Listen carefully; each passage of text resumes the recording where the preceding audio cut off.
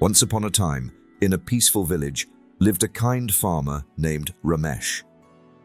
Ramesh owned a beautiful garden filled with blooming flowers and fruit-laden trees.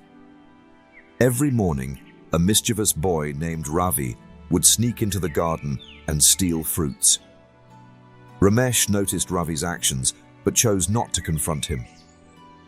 Instead, one day, Ramesh invited Ravi to help him pluck the ripest fruits.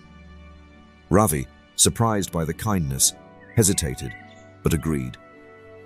As they worked together, Ramesh shared stories about hard work and honesty. Ravi began to feel ashamed of his behavior and confessed his misdeeds.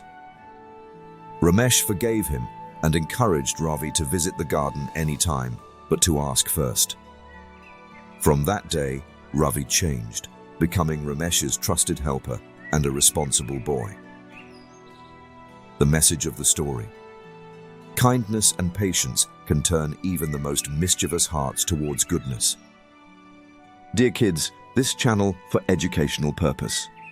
If you enjoyed this and want to learn English and motivational stories, like and subscribe the channel.